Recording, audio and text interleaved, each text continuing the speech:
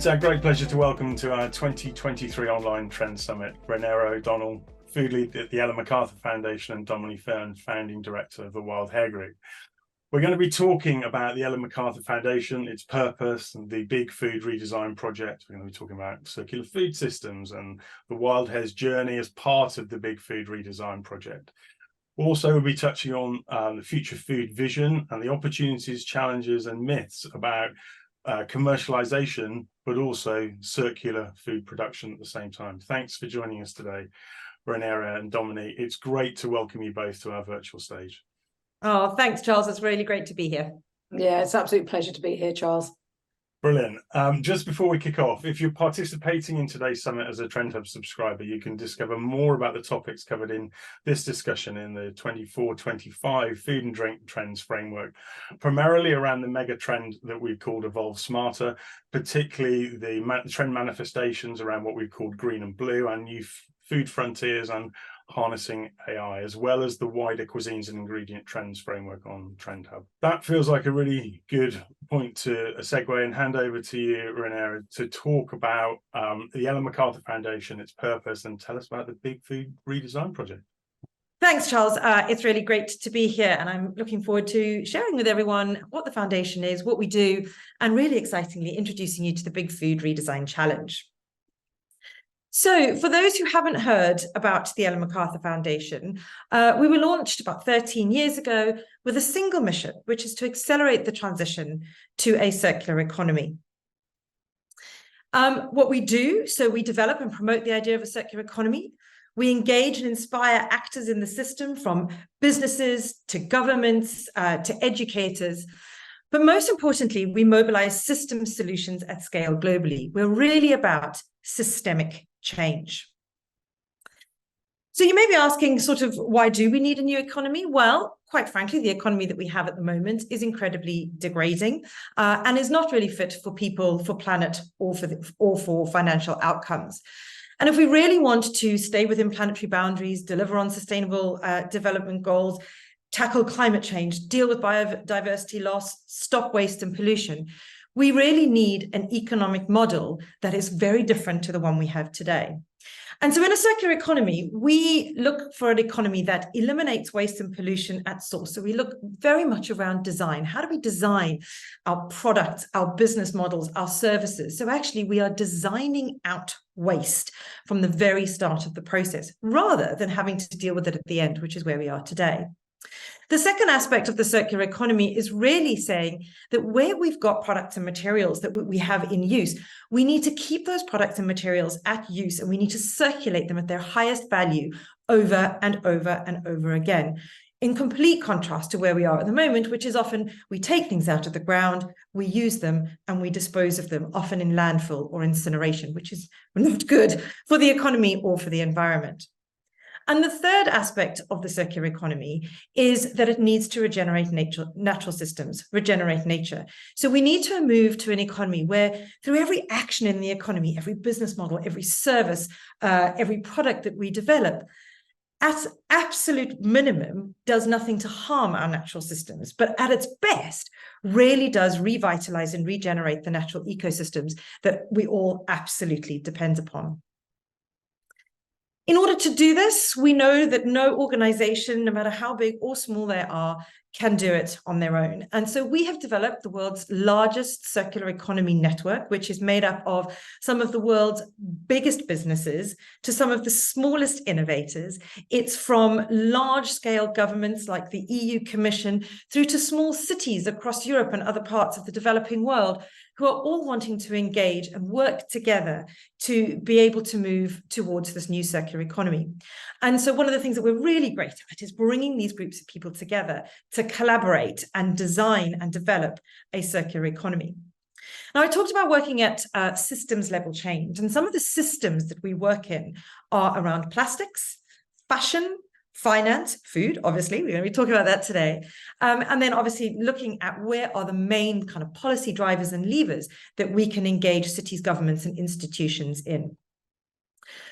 We're probably best known for our work in plastics. In fact, if you ask people out there about the circular economy, they'll go, oh, that's about plastics and about recycling. But obviously, we're so much more than that. I think we mustn't take away from the work that we've done in plastics. We're currently sitting at the table with the World Wildlife Fund and the UN in looking at a global plastics treaty, which is, groundbreaking and will be absolutely transformational in the way plastics is managed across the globe. But we're also doing a lot of work in fashion. If you haven't heard about the jeans redesign project, you should look it up. That was a group of organizations that came together to answer the question, how do you design a pair of jeans today fit for a circular economy? And they came up with some guidelines. And I think there are about 1 million pairs of jeans already out there on the market today, which have been designed with circular principles in mind, which make them durable. They come from regenerative, sustainable sources. They are monomaterials. They don't have so much elastic in them. They're easy to recycle or to refurbish. So it's been a really great positioning within the clothing sector.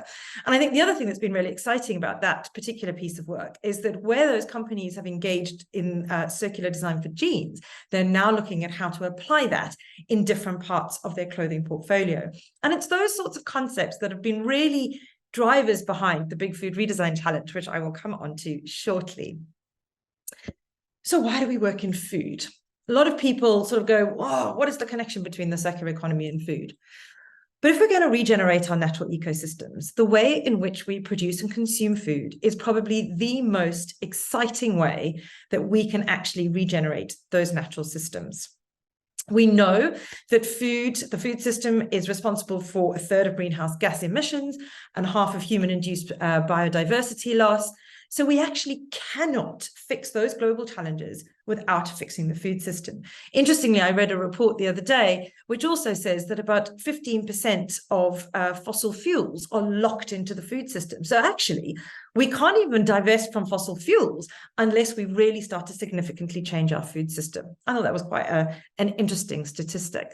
So food at the Ellen MacArthur Foundation has been around for a while. So in about 2019-ish, we were working with cities and looking at how food worked as a material flow through cities. And our work really morphed into looking at how we can use our network and what are the biggest levers of change that we have to really affect change and to be able to move towards this regenerative food system. And in 2021, we launched the Big Food Redesign Study. So really, the Big Food Redesign Study looks at how we can redesign our food products, so the food products that we take off our supermarket shelves on a daily basis. And we can put nature and what landscapes need at the heart of those design decisions. And through the report, we introduced what we call the Circular Design for Food framework. So the report really shows that the top 10 fast-moving consumer goods and retailers across the UK and Europe have influence over about 40% of agricultural land in those geographies. And as we know, that influence at the moment is not always positive. It comes with chemical inputs, it comes with polluted waterways, it comes with degraded soil, it comes with bad land management, and a whole lot of practices which we know are really degrading to our natural systems.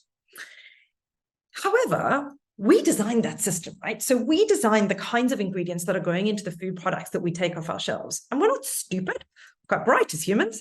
So we can redesign that system and we can actually make some very different design decisions around how we create our food products that have a really positive impact on nature and landscapes. We talk about food design there, and I think, lots of people are like, well, what on earth do you mean about food design? We design clothes, we design houses, we design cars. What do you mean by food design? But actually, when you think about it, when you take a food product, a chocolate bar, a box of cereal, a ready meal, or whatever it is, somebody somewhere has designed that concept. They have thought about what it tastes like, what it looks like, and how it's packaged. And then somebody else has made, or they've made a decision around what ingredients go into it, where those ingredients are sourced from, and the environments in which they are grown. And lastly, like how that product is getting to us, how is it packaged? And so actually, when we change up those different design decisions, you can have a different output. So the Circular Design for Food framework really looks at 4 key opportunities in redesigning food products. It looks at everything needs to come from a regenerative farming system. So how can we make sure that all the ingredients that we're putting into our food products come from regenerative farming systems? We don't define what that means in terms of actual practices, but what we do say is they need to come from systems where they're improving soil health, improving biodiversity gain, improving water quality, and improving air quality. So really looking at the living systems and the natural systems from which those ingredients are being sourced. Another opportunity is really about diverse ingredients. So we hear a lot of companies talking at the moment around regenerative agriculture or better sourcing, and moving to farming things in a better way, which is great. But we hear mostly it's about farming the same stuff as we currently farm, but just doing it a bit better. And at the moment, 60% of our calories come from 4 crops. We know that for nature to thrive, it needs diversity. It needs different plants. It needs different animals. The soil needs different microbes. We need to be able to be thinking about how we can add diversity back into our natural landscapes by using diverse ingredients within the food products that we're designing.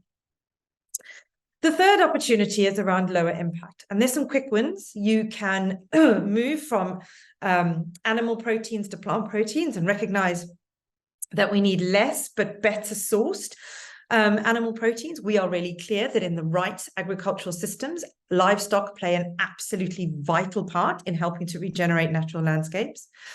But also things like, how can we use legumes rather than grain? So could we make pasta from peas rather than wheat? The Italians say no to that every time. But there are options out there. And it's really about saying, how can we think about the crops that we're planting and using as ingredients and what they do for soil? So legumes, for example, lock nitrogen in the soil, meaning that you don't actually need to add in artificial fertilizer. So they have a lower impact. And the fourth opportunity is about upcycled ingredients. So there's a lot going on at the moment in the food loss and waste space, predominantly around post the farm gate or post supermarket. So what you do in your home, or how we redistribute surplus food that is either past its sell-by date or that has not been sold but is still perfectly edible. Our report really focuses on how can we maximize the inputs and energy that have gone into creating those ingredients in the first place and draw out every nutrient from what is really now considered the non-edible byproduct of food. So banana peels, on-farm crop leftover, coffee cherries, the fruit pulp once you've taken all the apple juice out. And how can we make sure that we're extracting all the nutrients out of those before the food exits the food system and goes to things like biodiesel, biofuel, anaerobic digesters, etc. And so it's really about saying, how can we move the conversation beyond this idea of just better sourcing, which absolutely we need to move to, but how can we use these different design opportunities to really take a more holistic approach to how we design our food products? And start asking the question, exactly like it says on the screen, what if your food could be designed in a way that helps rebuild nature? What if every time my 8-year-old eats a bowl of Cheerios, and she eats a lot of bowls of Cheerios, wildlife was that much better off? Can we have a food system that makes this happen? So at the moment, what we do, our food system tends to bend nature to produce food. So we ask a lot of our natural systems to give us the ingredients that we put into our food products. But really what we're saying is, how can we use these new design opportunities to move from the sort of more degraded landscape on the left-hand side of the screen towards the really revitalized, diverse, thriving landscape on the right-hand side of the screen, where we're designing food for nature to thrive. So 2 years on from the challenge, from the study, we launched the Big Food Redesign Challenge, and we launched that in May this year. And we really wanted to find the most exciting and engaging way to get food companies to take on circular design for food and apply it to the products already in their portfolio, or think about designing new products using this framework.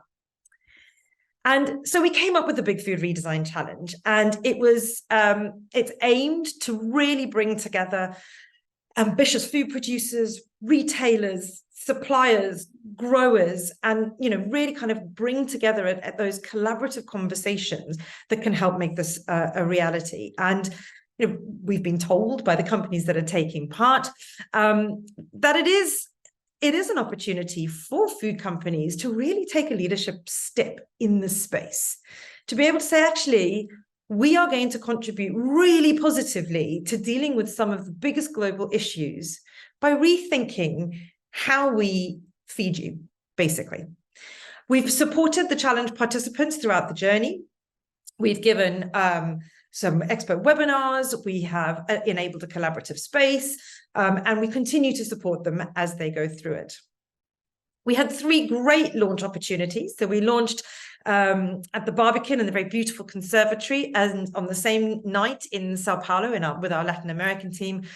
And then we were lucky enough to be invited to relaunch it on the World Circular Economy Forum stage in Helsinki. And we've had, a huge response to it. I've been lucky enough to be invited to talk to a lot of different events and speaking opportunities. We've had a podcast that's been up for kind of 5 different awards.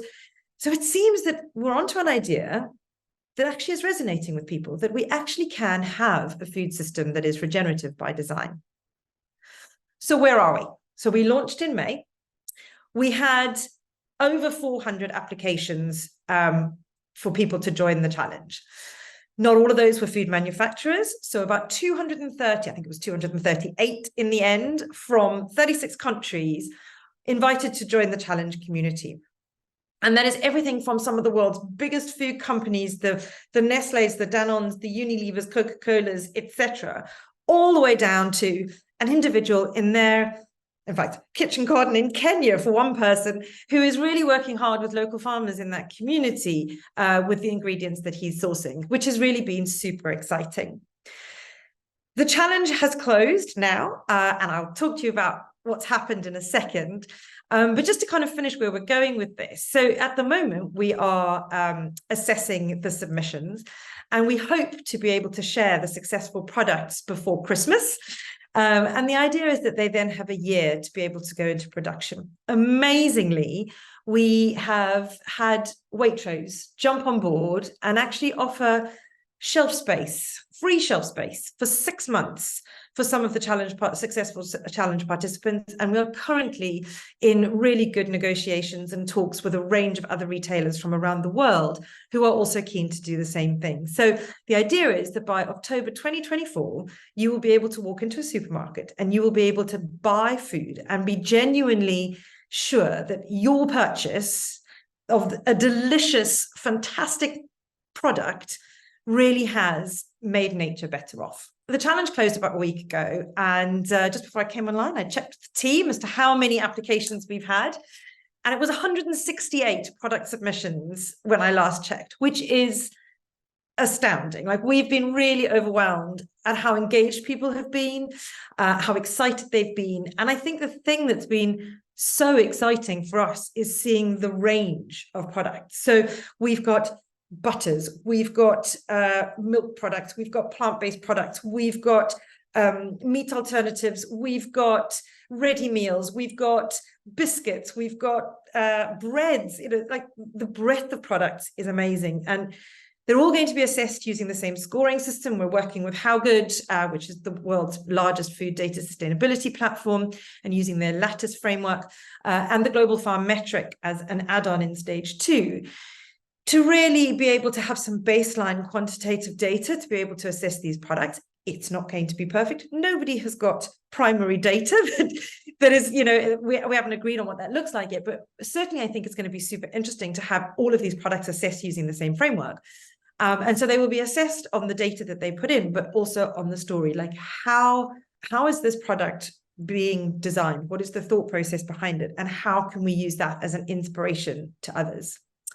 And so it's a really exciting journey. We're kind of just at the start of seeing some of these incredible products come through. And one of those who's in the challenge is the Wild Hare Group. And I guess that's my chance to hand over to Dominie from the Wild Hare Group. And you can share your experience of being part of this journey with us. I don't know how to follow that. That was incredible. Thank you, Reniera. So I'm Dominie, and I'm the founder of the Wild Hare. I come from a sustainability background, and I kind of feel I've been jumping on this bandwagon of put more back into the soil. So much of our food system comes from the soil for so long. I'm wondering if I'm actually just talking gobbledygook. If we go back to sort of 2020, when I started the business, I was actually lucky enough to be part of the Dragon's Den or pitch to the Dragon's Den. And in 2020, Peter Jones said to me, "You are way ahead of your time. This kind of systems will not be in place." And I think can this be true? And I have to say, before sort of enlighten you a bit more about the business, what EMF has done in this big food redesign challenge is just absolute music to my ears, because it's exactly what I've wanted to see for such a long time. So the Wild Hare is a ready meal business. It's a fresh and currently frozen ready meal business, which has a vision to tackle climate change, to save biodiversity loss, and to improve the livelihood of farmers. We just want to feed as many people as we can with nutrient-dense food that comes from organic, rich soils. We always wanted to go. Now we've got a platform almost with EMF to try and get to the consumer, to emotionally connect consumers with nature-positive foods. So currently, it's not so easy. HFSS guidelines have come in, so at least we're not seeing as many sort of sugary goods and this at tills, but we still need to go further and look at redesigning shelves and spaces in supermarkets, so as nutrient-dense, carbon-rich foods are really shown at the forefront of where people and shoppers go. And I hope sort of to show retailers that these kind of products, they're not only there for the good of everyone, but they will help in the whole supply chain of their ESG standards guidelines and their scope 3 emissions. So they're so important. So as a business, we live by 3 values, and those values are British, nutritious, and sustainable. Basically, we have a British, full, organic British supply chain. Currently working with our chicken farmers, which are working on soy-free programs and towards organic, but within free range. But the rest of our supply chain is fully organic and measured with regen standard as well on the beef. We're nutritious, so we look for, obviously, good nutrition comes from high quality, low carbon soils. And it produces nutrient-dense foods, and we're sustainable in many ways, which I can talk to you in a bit more detail. But obviously, through monitoring our carbon in our soils, through our no plastics in our trays, through to many different things, and so quite simply, we procure by 3 methods: meats from low impacts, grains from many varieties, which was great for Reniera to show about how we didn't know that statistic, actually, just how much comes from so little. We do need more biodiversity. We do need to look more about the ancient grains that can grow very easily here in our soils. We tend to try and pick the ones that have a lower root structure, and that can help different levels of flood management programs. So much more you can think about if redesigning your food correctly that does work with nature. And then, of course, regenerative systems, so ones that go a little bit more than just sustainable, ones that go perhaps a little bit further than organic, that start to lock in as much of that goodness and that organic nature into the soils. So we just want to deliver sustainable food choices, and I chose ready meals because it's part of the convenience sector, which is a little bit of an offender in the food system, really. They get away with sort of procuring foods from such places as Brazil, from such far away as Argentina. And these places can have different food standards from ourselves and for different levels of food standards. But it's also very intensive to bring food across the world, no matter how cheap it can be. So we need to I really want people to think about how we can feed ourselves from where we are, because that itself lowers the carbon footprint. So as a business, our stamp is the hare, and that is because the brown hare itself is one of the best indicators of biodiversity we have. So where you see more brown hare is where there is less intense farming. It prefers the grassland areas. We have a tray and a sleeve, which comes from waste stream plant pulp, both compostable and recyclable.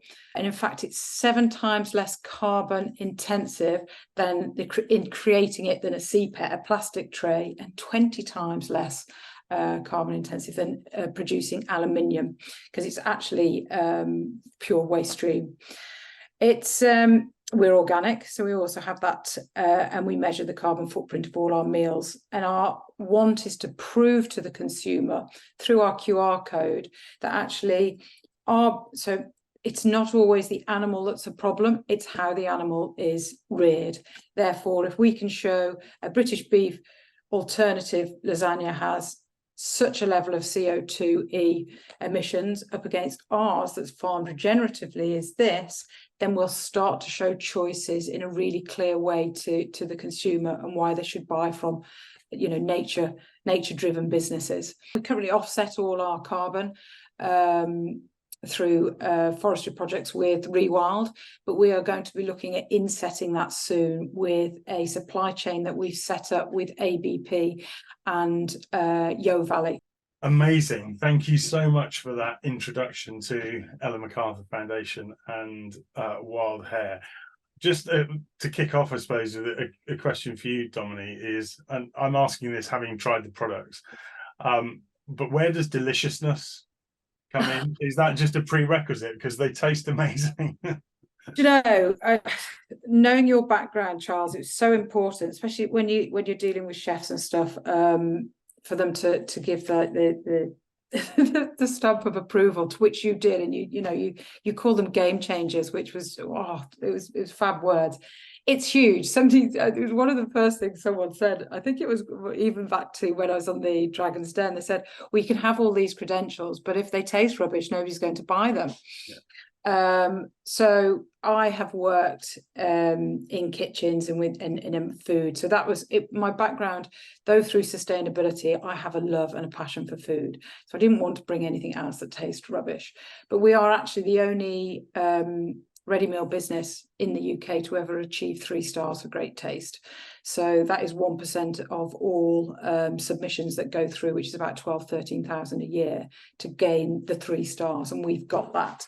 So I work really heavily on making sure these meals taste brilliant, along with our production unit, Robert. So I know that this is something that we really, really, really try to make sure that they are delicious. That's great, because they definitely do, and still stand by the fact that the taste and the flavour experience is most definitely game changing. Just, we've got some other discussion points, but to kick off, another question for you, Reniera, is, we've talked about, you introduced the Ellen MacArthur Foundation. I was lucky enough to be around when Ellen MacArthur was splashed over our kind of TV screens and probably newspapers as it was then, rather than social media, and I've read a number of her books. But can you just, for those that don't know, just introduce Ellen MacArthur and who she is? Of course I can. So Ellen MacArthur was a professional sailor. She did what I think I would consider one of the scariest things ever in the world to do. But she broke the record for the fastest solo navigation around the world. And I guess if you don't know the connection between sailing and the circular economy, it seems a million miles apart. But if you watch her TED Talk, she talks very eloquently about how when she set out to break a world record, she knew she had to have enough supplies on her boat to last the distance, but not so many that the boat became too heavy. And so she was really careful with what she took. She had to make the best use out of everything that she had on the boat. She couldn't just throw waste overboard into the ocean, and there was no other boat. Nobody came and collected it from her. And there's some really interesting stories about how she used oil, for example, while she was on the boat. And she says in her TED Talk, and certainly when she talks to the foundation here, and she talks to new people who come to work at the foundation, that when she gave up being a sailor and stepped onto dry land, it really struck her that the Earth's resources are exactly the same. They're finite. There is a set amount of them. If we use them all up, you won't have enough to finish the race. And there isn't another boat that's going to come by and give you a whole lot more resources.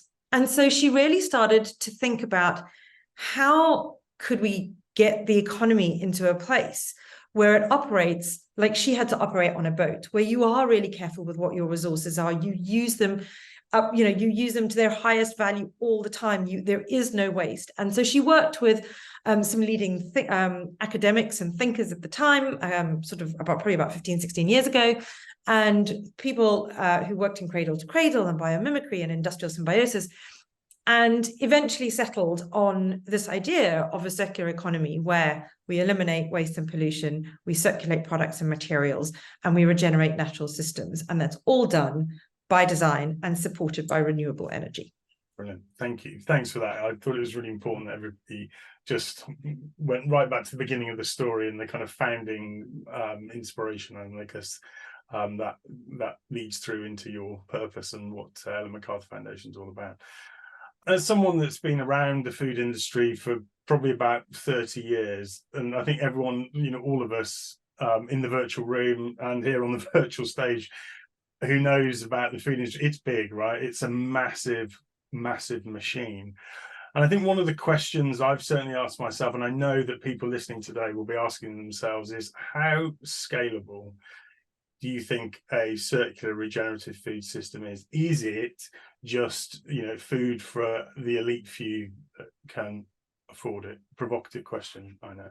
I think the answer to that, Charles, is if we don't scale it, we will have no soil and we will grow no food.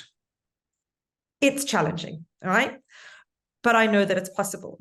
You look at the Bulbo Group in Latin America, they produce 30% of the world's organic sugar. And they do that on a fully regenerative farm. And so if you can actually produce that commodity at that scale, I have real hope that we can start to produce all ingredients at that scale. And I think, we are starting to see it. We're starting to see the big players really put some proper financial and strategic support around having a food system that actually protects the very foundation of what they need for their businesses to thrive. So I do think that it has to be possible, because if we don't do it, we will not eat anything. Yeah. But I think I am seeing green shoots of hope in that there are large-scale farming systems out there that are, delivering ingredients, commodities in a way that is farmed in line with nature. I don't know. What do you think, Dominie? It's a tricky one, isn't it? I think, and being aligned with you guys actually in EMF and being able to come to some of your summits, I am actually watching the large players, the Nestle's, the Danones. They are all taking on board these systems that they need to follow. So if we've got those large consumer businesses going that way, then it's starting a trend, it's starting a movement. We then need to work with the retailers and say, okay, how do we position these foods to make sure that they have a level playing field on the shelves? And I think a bit of work has to be done with that part, where the retailers have to link up with their environmental teams a little bit better, and say, okay, if these products match these criteria and can prove their regenerative system that they come from through whichever metrics they choose, then we should only look for this percentage from them, because they will deliver X percentage to our scope 3 emissions. And I think it's that kind of linked up circular economy within itself that has to play a massive part in allowing these to come through. Then you'll get more people like myself bringing these through, knowing that the business will hopefully succeed and not fail, because there is no profit in such businesses currently. No, I think I agree. And I think it's important to say as well, Charles, that there is no one single approach that is going to get us from the linear degrading extractive food system that we're in now into this future regenerative thriving food system. It's going to take changes at every single part of the value chain. It's going to take policy change. It's going to take subsidy change. It's going to take farmer training. It's going to take new players in the market. It's going to be a mix of vertical farming and in the land farming. And it's going to be, are we using new ingredients and then sourcing the current ingredients differently? And I think often I hear at the moment sort of people are going, oh, regenerative agriculture is the thing. It's one thing, right? And it is absolutely super important that anything that comes out of our land or water is doing it in a way that is not degrading that natural landscape. But it's not the only solution. And it really is about this kind of proper full systems change. And that's the only way we're going to make this happen. Can I just explore that a little bit more? And I appreciate, Reniera, that you presented some of the theory around that and the different elements of that in the slides that you shared. But Dominie, from your perspective, how does this circular business model differ? You know, what does it actually mean for product and innovation and supply chains at a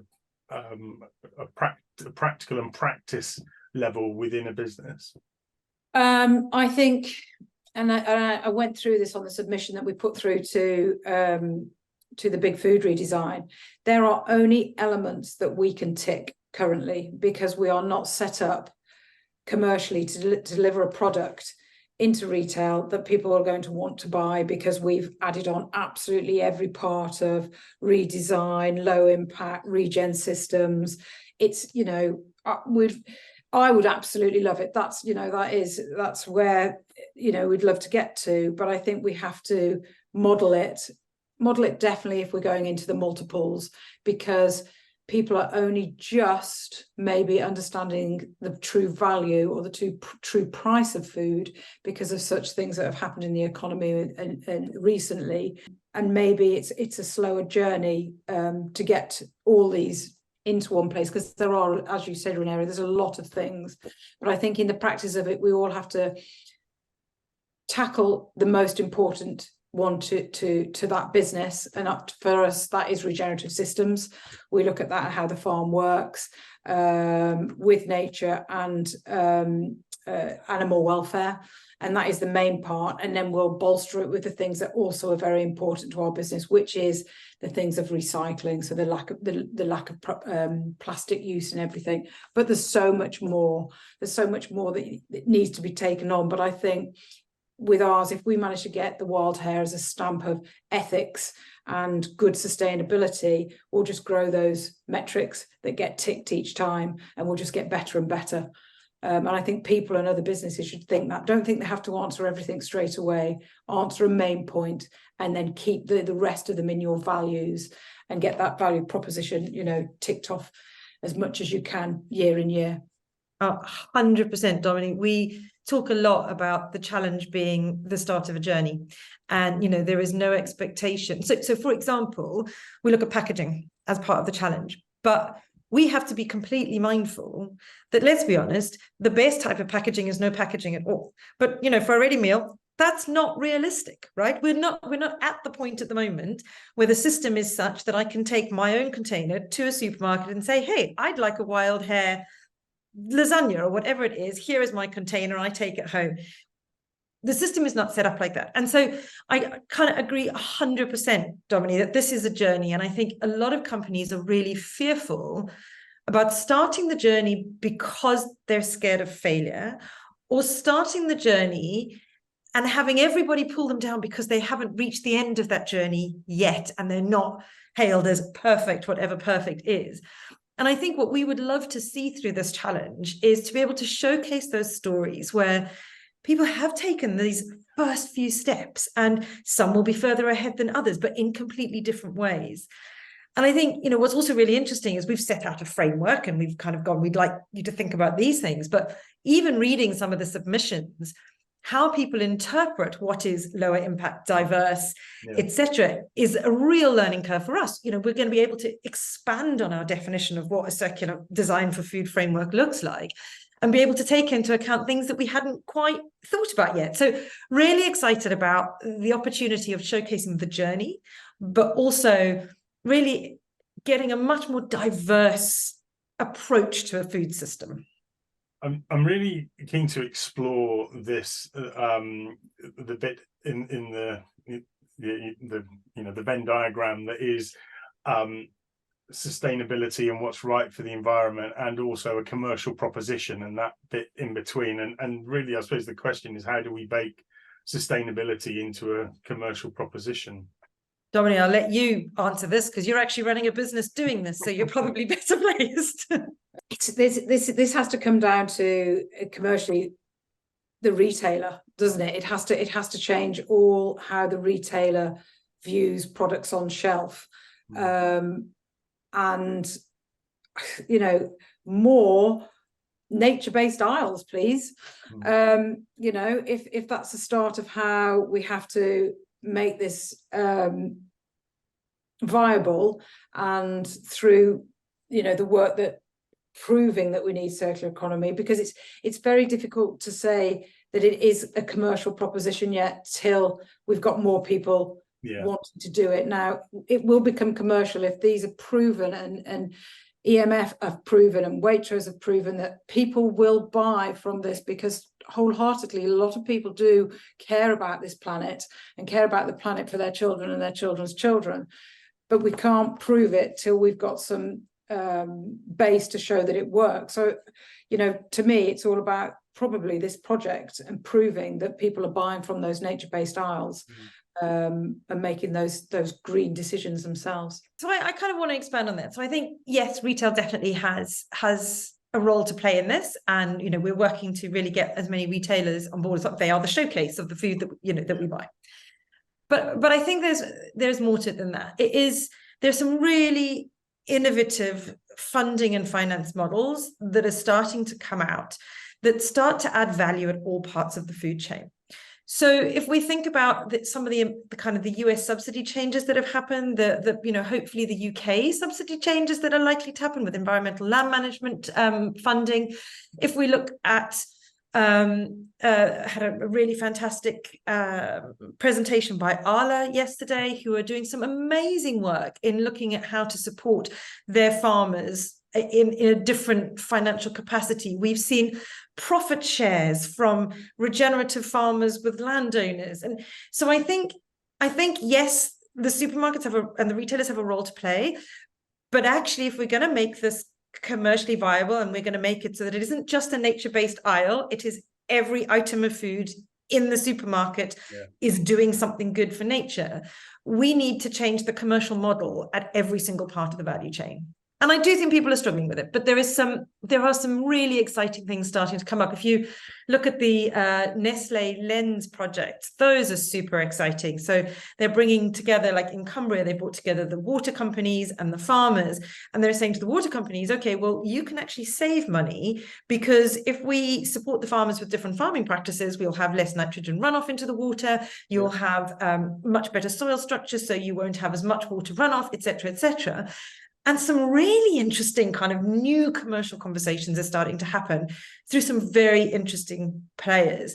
I was also, somebody was talking yesterday and saying, you've suddenly got like the airline industry, who has no option at the moment other than to offset through rewilding and nature-based projects, suddenly having an impact on agricultural land because of the way their kind of carbon is structured, because at the moment there is no other option.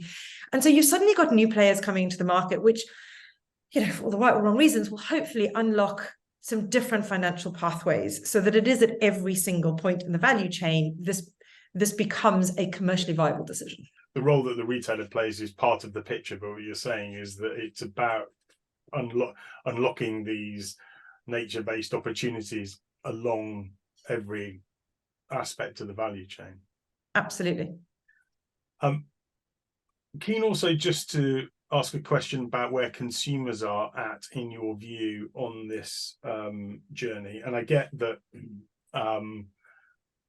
probably no one wants to actively go out and harm the planet, but where do you think consumers are in their kind of awareness of nature-based manufacturing practices and circular food systems and those types of things, their kind of awareness and I guess desire to make positive choices? We look at it a lot from a marketing perspective. So who are we marketing to? And we look at the analytics in the back of Google and what people are looking at. And unfortunately, regenerative is minimal. So we have a lack of understanding, but that probably is driven by it not having any standardization behind it anyway. So at government level, it's very difficult to know, is it a buzzword or will it become something a little bit more concrete? So that there is a lot of search for nature-based foods. So that is an organic. And one of the reasons for us turning down that route was to show that we are trying to be that way if regenerative isn't what's seen. It's good to see some of the main players, and we were having a discussion about the McCain advert where somebody just walks in and says, this is Regen Farm potatoes. Oh, it's rubbish, it doesn't say anything. And I said, I love it. It's got that word in, and they're a massive player, and loads of people eat their chips. So anybody that starts saying that name, and as I said again, like the Nestle's and the Danones, and they're using that name, and I think that will help. But currently, it's not a buzzword. It's not one that's resonating with the consumer. But nature-based food is. Yeah, so maybe that will link some soon. Reniera, what's your thoughts on that? Yeah, I mean, I think, the Ellen MacArthur Foundation doesn't do direct work with the public. Obviously, through this project, we are going to be doing that, and I think it's an interesting journey for us. But certainly in the circles that I'm moving in within the space, what we hear is, people are really interested in what they're putting in their bodies. So from like a health and nutrition perspective, we're seeing the science starting to show that food that comes from regenerative systems is more nutritious, it's more dense. So there is definitely a connection to be made there. We're also seeing that people are very ambitious and want to do and buy the right things. So they want to be able to make a choice, and they say, absolutely, I will go and I will buy local, or I'll buy organic, or I'll buy this. But that is not being matched with the reality of what's actually happening at the till. Yeah. And so there is a divide between ambition and like reality that we need to bridge. Now, that could be for a number of reasons. It's probably got a lot to do with the cost of living crisis at the moment. And at the moment, foods that are healthier, better for nature, etc., still sit slightly above the sort of more average cost base for products, which is not right in so many respects. It may have to do with taste. It may, there's a lot of things that it has to do with. But I think certainly all the data that I've seen shows that as consumers, we really want to do the right thing and make the right choice. And I'm not sure if you saw the Food Farming and Countryside Commission work that they did. They had a whole conversation with people in Birmingham and Cambridge, I think it was. And people were absolutely saying, we want a food system that is healthy. We want a food system that's affordable. We want a food system that is really great for the planet. But interestingly, they were also saying, we don't want the responsibility to land on us. We actually want big business and governments to have helped make those decisions so that we don't have to. Yeah, it's too much of a responsibility to bear as an individual. Absolutely. One of the sub themes, I guess, of the summit is beginning to talk openly to industry and about taking industry on the journey around ultra processed foods. And I suppose the question to both of you is, can ultra processed foods still be regenerative and circular? So we've got to be really careful on ultra processed foods, is what was firstly, because so much foods it depends on the amount of processes that's gone through. We shouldn't throw in everything ultra high processed is the devil, because you've got breads and you've got yogurts and you've got so many things that actually come from a process point of view. And ready meals sits right in the middle of this. What I say is use food that is in the same form as it was intended, that comes from the ground. And if it has to go through a churn in like making a sauce in any way, then that has a process. On fully ultra high processed foods where they are being chemically enhanced, or they've got names that we've never heard of that don't seem to resonate with in our dialect, then I don't believe they do have a place. I'm happy on many different styles of food systems, from plant to animal, and maybe there are things that we have to generate ourselves in ways, but I think just be very careful of all these chemicals, because it's chemicals that our body doesn't like. There's no point in having a healthy planet and a gut that's screaming. So yeah, healthy body, healthy planet. Oh, I think I'm slightly different, because if somebody tried to take away some of my favorite ultra processed chocolate bars, I'd be quite annoyed. But I guess I've just finished reading Ultra Processed People and sort of finished the book and went, oh my God, I'm never eating again, right? I think what's really exciting is that the conversation is happening, right? And it comes at absolutely the right time as we are trying to move to a more regenerative, nature-based food system. We absolutely do need to be asking the questions around whether food that was not actually food in the first place has any place in our bodies. That being said, we also need to be really careful, because there are still millions and millions of people out there who simply do not have access, for whatever reasons, to being able to eat food that does not have ultra-processed elements to it. And so I think, again, this is a journey. It's an exciting journey, I think. I think, as Dominie said, even if every ingredient comes from a regenerative system, when I make that really bad health choice for my body and put my favorite chocolate bar in, I'd at least like to know that the environment in which those ingredients were grown is better off. Yeah.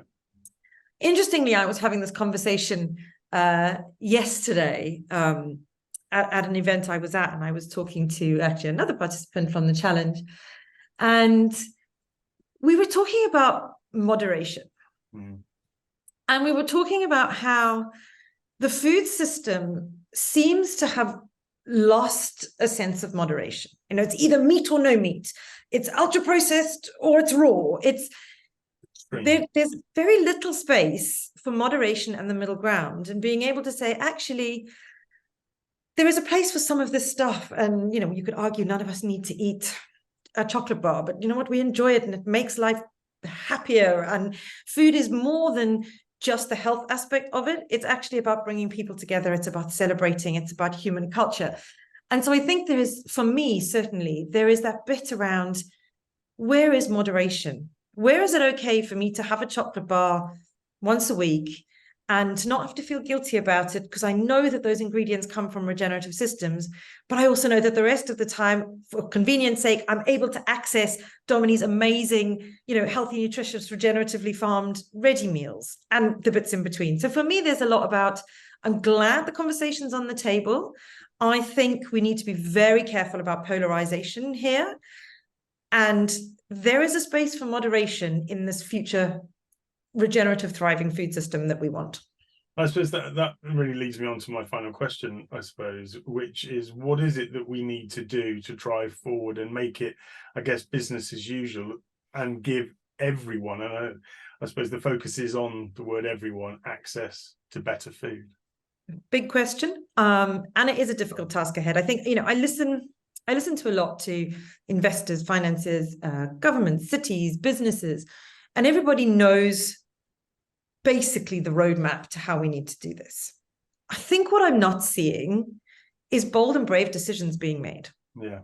I'm not seeing companies go, actually, we're just going to pull out of a contract with a supplier who is using too much fertilizer and pesticides and herbicides on the wheat that we need, and I'm going to really switch to a new supplier. I still feel like we're seeing tweaks around the edges of scale.